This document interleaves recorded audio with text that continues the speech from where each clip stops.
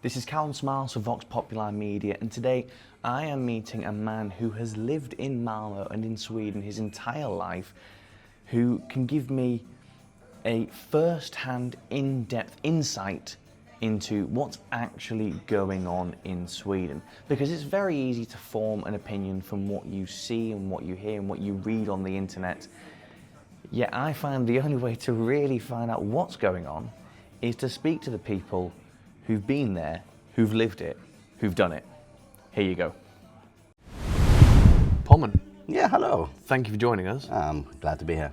So we kind of met by chance through a mutual friend, but Pure chance. tell me what's the migration crisis been like from a Swedish perspective?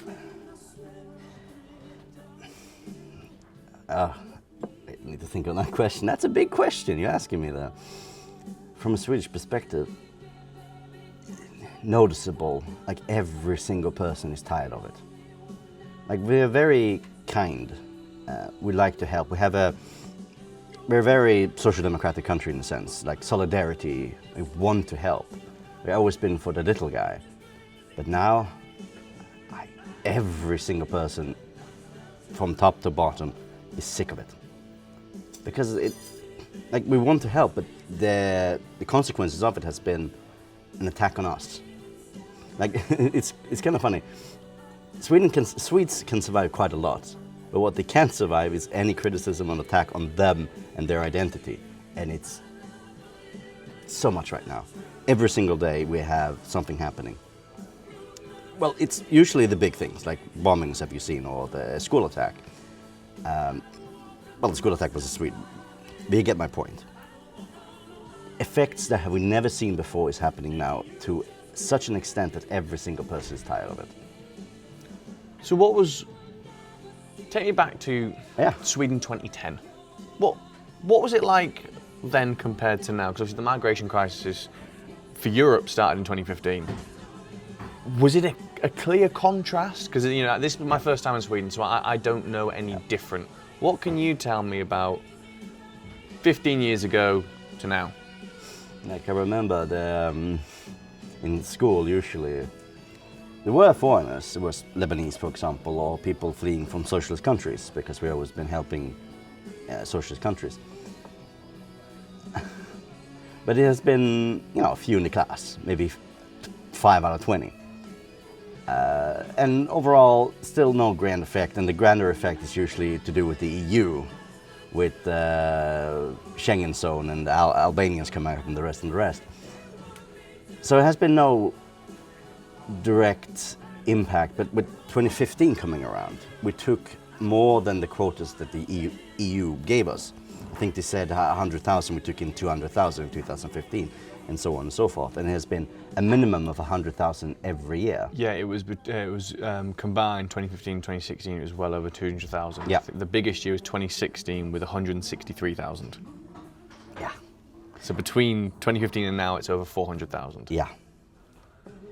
And I mean, this city has a population of 300,000, about 300,000 to 400,000. It's the third biggest city coming in. So, but it has a very interesting effect that no other place in Europe has. We have a migration system, a very strict and very Kafkaesque system that you kind of want to avoid. So when people come here, if you have good intentions, you're fucked. Like that's the thing. Like if you have bad intentions and you just want to steal and rob, you're actually quite lucky, because you can do quite horrible things and get awarded for it because the punishments are so low.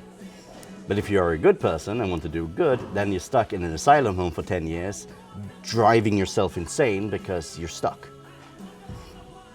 Like it's multiple jokes. It's like people can be in asylum homes, and that's like a small room with just a small collective of, let's say, Syrians. They can be there for 10 years, and they're not allowed to leave. They're not allowed to leave the country, not allowed to go home. They're stuck. They can get a job because a union maybe gives them it from time to time, but they can't do anything. And we have actually seen, it was not to excuse the attack, but I think it was in Småland, we had an attack where a Somali guy, all he wanted to do was go home. He's been stuck for the system for 7 years or so. And he was not allowed to go. So it drove him so insane he started attacking people in the streets with a knife, which is horrible, not excusing that. But his excuse why he did it is that I went insane because of the silence system. Yeah, it's nuts. So they wouldn't let him go home. No, wouldn't let him go home. Strange, but kind of, so on the right, it's okay, you hear they're economic migrants, they're not asylum seekers. On the left, they go, no, they aren't asylum seekers. But actually, when you have it from them directly going, I want to go home, well, clearly it's not that bad at home. Yep. And then so that's the honest people. There's still only 20-30% of the migrants coming here. It's not all of them, but you gotta be kind to the people who are not doing anything wrong. And then you have, the people coming here just to get the gibs, get all the things like that, obviously. Then you have another one of, let's say, Arabs coming here just to get the 6 months temporary citizenship to start a business in Dubai to get more money there. We have a lot of those. Interesting. Yeah, so they're abusing the system because we don't give permanent residency that easily. We give temporary residence very easily. You just have to ask pretty much, and you can get 6 months up to 5 years. But if you want to do more than 5, that's not really happening. But you can just ask again, so you can be technically semi-permanent. Is that because you can get Swedish citizenship after 5 years if you are a permanent citizenship? Yeah, after 5 years. Is that why? Do you think is that why they do you can have up to 5 years, no more? Yeah, usually 5 or 6 months. Usually they just do 6 months and just repeat it, and then they're home in the home country making money because they're European citizens. So they're abusing that system. But getting permanent residency requires for you to. We're making harder now. Previously was a bit easier, but you need to know Swedish at least, somewhat. Meaning you have to take courses in SFA, which is Swedish for immigrants. You have to have a job, and that is having a job when the time is up. Yeah, you can have worked 4 years, it doesn't really matter. It's when the time is up, you need to have a job so you can continue. And then you get permanent. Marriage doesn't matter, we removed that completely because people cheated that system. So now even if you get your Thai wife, you come here, she's stuck in a very horrible system. Like a lot of older men who have Thai wives, I hate that system, but it is what it is, are complaining. It's like, why are the refugees getting all these benefits, but my Thai wife is not? Like, it's a good point though. I mean, one for them, but not for them. That's how they feel, but it's harsh on everybody. So tell me about the gang warfare, Yes. because so from what I've seen, having been here a bit over a day now, it's completely different to the immigration crisis throughout the rest of Europe, because it's coming out to in rather than in other cities around Europe. It's all centre focused and it spreads out. Yet here, the city centre's perfect. Yes. Yet this is the 14th most dangerous city in Europe and the most dangerous city in Sweden. But I'm told apparently a lot of the bombings and that is actually more gang on gang rather than just everyday person. Yeah. How's that changed over, since 2015? Was there much of an issue before that? The 90s started. So it mostly began with the second generation immigrants, particularly Yugoslavs coming here during the Yugoslav War. Well, there was Iraqi who came here during the 80s and then the Yugoslav War. Their children, secondhand or when they came here very young, they had a bit of an identity crisis because in Sweden everything is about assimilation to a harsh degree. You learn the language, you act culturally like we do, and you more or less throw away your ethnic background. Like if you're a Serb, they say, no, you're not, you're Swedish. Doesn't matter. So a lot of these concerns in schools, in particular when they were teenagers, it's like, okay, now I'm here in class with 20 people, there's a Kosovo Albanian, there's a Serb, what do I do? You fight. So it started usually with petty theft and all of things like that, but then it started to adapt and grow. Most of the early gang activities were Kosovo Albanians mostly. Now shitting on Albanians, but it's true. I have a thing against Albanians, it's what it is. They're one of the biggest problems in the UK right now. Yeah. They run all the drugs except for in Liverpool. Ah. So Liverpool is the only place in the UK now where the Brits run the drugs. Yeah, no, but they started most of the gangs that exist now, at least the infrastructure for all of it, in the late 90s, early 2000s, using usually local contacts of second-hand immigrants to do pickpocketing jobs, or maybe worst case scenario, it's some, but not that much. But it grew from that infrastructure. The Kosovo Albanians have now lost control over it. Now it's run by a Kurdish family. We call it Kurdiska Räven, Kurdish Fox, and his family, Foxtrot Gang. They have residents in Turkey and Iran for the moment. Like, the insane part is they're in there, but we can't do anything about them. And So Turkish they're the biggest gang here, but they're not even here. and not all of them, no. Right now, Wow. the leader, I think, is in Iran. I suppose that shows how powerful they are. Oh, though. they're incredibly powerful. You know, they can literally run the gang situation here in Malmo and actually not even be in the country. Correct. So there's been, in January of 2015, 2025, sorry, I'm 10 years before in my head, there was a bombing every single day in January. And all was that gang, all of it. All of them. Yeah, Yeah, didn't it? Was it? Come the end of January, was it 33 in total? yeah, I think it was 30. Yeah, because I remember seeing a 32 thing, or and I was like, oh my, there's been more bombings than days. Yeah, yeah.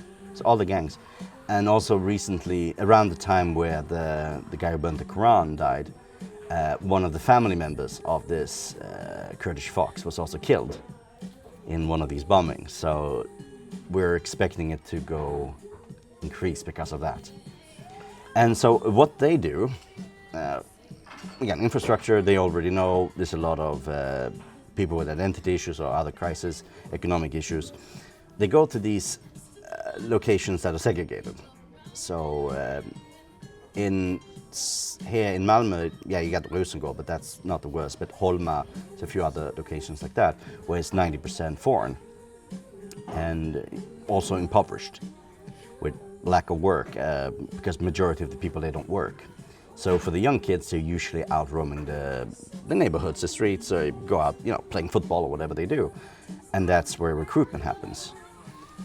So, and Yeah. usually they are 12, 13, 14, 15. I was told earlier that by someone who was driving by and had a bit of a chat with him, he was saying that quite often now, especially with these young migrants, can be about 13 years old. Yeah. They're given a gun and they're told, go kill Yep. this person, and they just go and do it. Yep. It's not like, oh, he's done nothing to me. No, they just do it. Yeah. So right now we have integrated gang set up with WhatsApp and Telegram, where hits are being placed there. Hits are also being placed there in Copenhagen and Oslo for the moment, because just a few months ago, the gang, the Foxtrot gang, has established himself in Oslo, and they're moving to Copenhagen. That it's so bad that the Danish government said they want to close down the bridge. Wow. Yeah, no, there's been multiple shootings in Copenhagen from this gang. Blimey. Yeah, yeah, it's pretty bad. So, looking at things a bit more from your perspective. Yeah. Malmo, you don't live anymore. Malmo is your hometown. Yeah. You Well, lived here for a while. I can tell another story. The Twitter story Go is on. one, but I can tell another. Last year, 2 car burnings in front of my apartment, and I live in the center of a pretty nice city, like a small city, like 40,000 people live there. 2 car burnings, and it's gang related. And I was on a walk. I like taking my evening walks, during the summer, and I actually did shave my head because I wanted to see how it looked like. And weirdly enough, looked really good. Broad shoulders. Take a walk. And what do you think is following me? Police. No. No. The gangs. Oh, they thought you were part of a gang. Yes. No, they thought I was police. They thought you were police. Yeah. And were they looking at shooting the police or doing something to the No, police? no. or? They actually. So I saw them right in front of my apartment when I took the walk. Looked at them a little bit, like a bit odd car because they're having tinted car glasses, so it's odd. Went for a walk, went to little sketchy areas too in that city, and then all of a sudden the car came and stopped next to me. Turned down the window, two Albanians. Are you police? Like, no. Oh yeah, he's police. They said to each other, he's police, and they thought I was like spanare in Swedish. I need to think of the word in English. Spotter, police spotter, because during the summer in that city there was most likely the music that doesn't interrupt it, man. Burning of the cars. Yeah, the burning of the cars, but no, the burning of the cars was not the bit. It was some sort of drug-related trade happening in the city for the moment. That's why they had these roaming people, and they thought I was there looking at them. Because, for example, in August of last year, a Lithuanian friend of mine visited. So we take walks. I like walks, and I see a child in front of a doorway staring, and then another kid with a bike coming, and I know exactly what's happening. They're looking out for any activity of police, and then they would call whomever to run away. I was like, yeah, here is something shady happening, we should leave. And my Lithuanian friend, he comes from, Lithuania, a very homogenous country. Poor, but incredibly safe. And he's seeing things like that, he's like in disbelief. It's like, this happens often? Yeah. I mean, drug trades in this sense, criminals in this, yeah, it's very common here. It's not common there. Sweden has an issue in my mind too. I'm used to this. Yeah, I know what you mean. It's similar with me in the UK when you see some stuff now, and I can distantly remember a time when this wasn't a thing. Yeah. But that memory is becoming more and more of a blur because this is becoming more and more normalised. Yeah. Like just a sad story. I remember every day when I was a child, I went from my home to school, about 10-minute walk. I did that with my father just as we go home and walk. The amount of immigrants. These are young men, like teenagers or early 20s, with nothing to do. In that same path I've always taken. It's like, I didn't feel safe. And you're a man. Yeah. Imagine if you were a woman. Yeah. No, I even back in the day, was this girl from Halland. It's a county above Skåne where we are right now. She explained to me like twice it happened. She was like 16 at the time or something like that. She had cars following her, screaming her to, let's go fuck. Like it happens. Like I'm genuinely worried for like the average girl here on the harassment that they have to get. So what Jordan wanted to show you when the tweet that I made, it's the harassments I've been getting whenever I have a woman next to me sometimes. And these are usually by either Bulgarian or Romani men, because the Arabs are a little bit more civilized, weirdly enough. But these men, they are very vulgar. So times I walked, was it 2 years ago, with my then current girlfriend. I was walking home and a big fucking blobby guy comes up. Oh, she's nice, you want to swap? And stuff like that. It's like, oh, thanks. And it's moments like, but these are just, I don't really care, I can kind of use that. If it's just that, in my mind, that's fine. It obviously isn't fine. Yeah, but compared to what's really happening, that's good in comparison. I know, right? What are the police doing about it? Because this is the rape capital of Europe.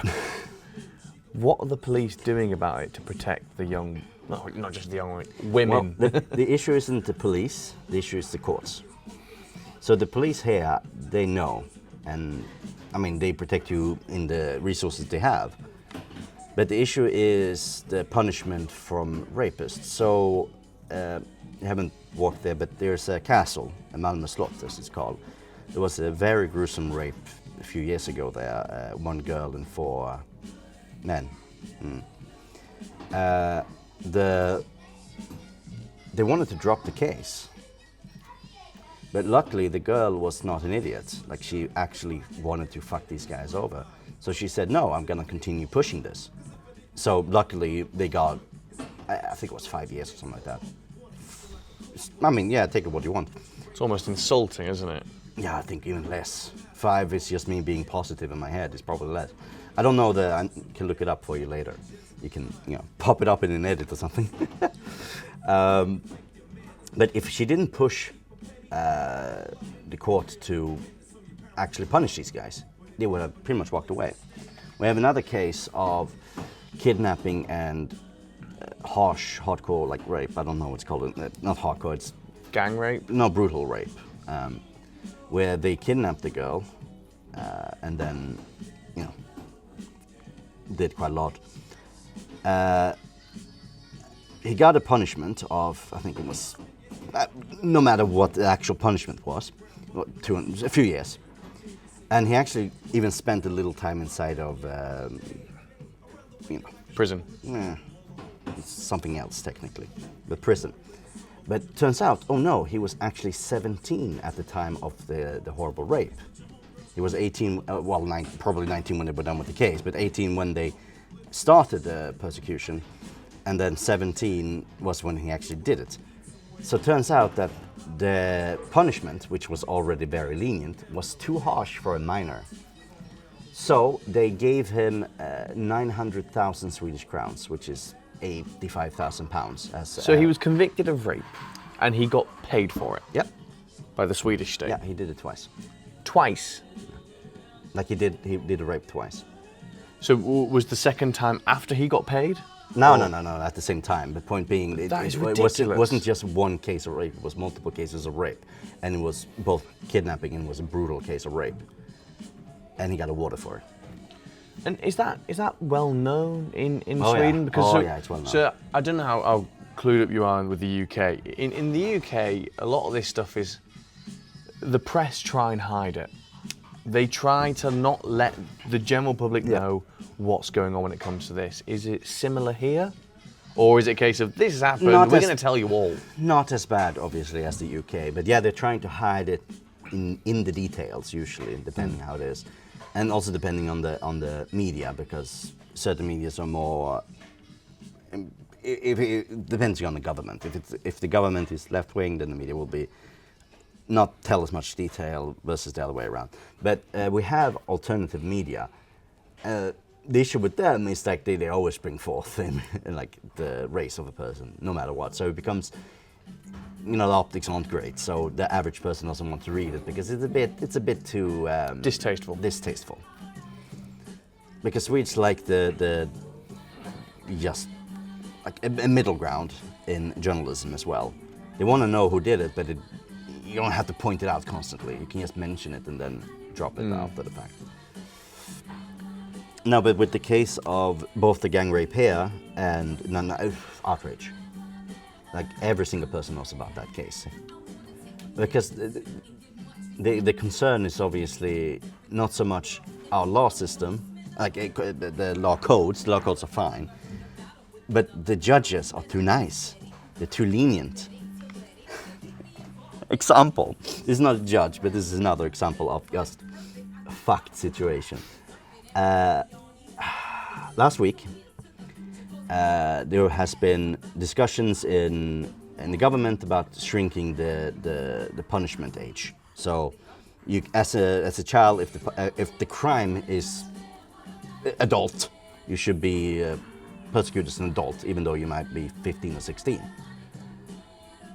So they made judgment on that, and they was up with the press stand and telling about it. It was an old woman with a turkey neck, going like halfly crying when mentioning it, and she says, "The circumstances of Sweden today is that young people are committing more and more heinous crimes or whatever, something like that." Very, very. She was painting this picture of kids today are the circumstances of what they're doing is so horrid, we need to punish them. So we have made a decision that we will not decrease the punishment on age. Yeah. Like teary-eyed, pretty much like fucking with a little chicken neck. Pretty much telling the story like, oh yeah, how so bad it will come today, so we will not do anything about it. That's ridiculous.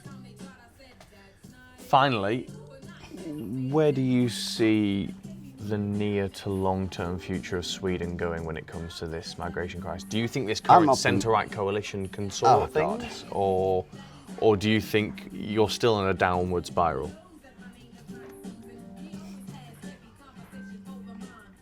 Well, I'm not optimistic towards any political party. Like, the Swedish Democrats have done some good things. I gotta say, they're not in government. They're in Coalition. Support. No, they're not in coalition. Is it not coalition? Well, The TIDO agreement? no, okay. Well, they're not technically in government, but they're in support of the current minority government, making it the majority in that sense. So they're gonna vote for anything in the Senate that the moderates want. And they have done a lot of good things, incredible things. One thing I have to mention is this solves a lot of the problems, weirdly enough. We're the only country in the world since the 90s who hasn't done a census on counting the people in the country. We haven't done it since the 90s. The reason? It's racist. Yeah? It's TLDR of why they didn't do a census since the 90s. Now. So they start doing it now, and yeah. Oh Lord, they did one now, and they're still working on it. It takes a little while. I don't think it's completely done. But we had a moment or a week where there were largest amount of deportation in Swedish history, and the UK media and the American media ate it up. Like, oh my God, Sweden are deporting their people. No, we saw they weren't here. Oh. Yeah, they're not here, so we can strike just them from the record. Strike them from the record. That's what we call the deportation, because we didn't know who's here. Yeah. But doing things like that does help, because we're very much orderly country. We like our laws. We like very much everything to be the way they are. If you just change this a little tidbit, we do get better. Yeah, obviously not fast enough for some, but there are positive changes happening as well. So one should not be black-pilled on everything. For example, 15 years ago, the city I live in right now, I'm not stating what it is, was one of the worst cities in Sweden during a period of time. The Albanians had pretty much gang control over the entire thing, was shooting, so yada, yada, yada. Hell. But the governor did something really well. That's why it's the only liberal-controlled region in Sweden. It's the only place the liberals are liked. He did one thing that helped with the crime. He did a census. He did, okay, who lives where? And who lives illegally in what houses. And it says, okay, these people live illegally, and there's a lot of them. Let's kick them. And crime, shook. Wow. That easily. Because a lot of people are, like, they live with their brother or their second cousin or whomever, come here to do crime and then go back home, and we don't know about it.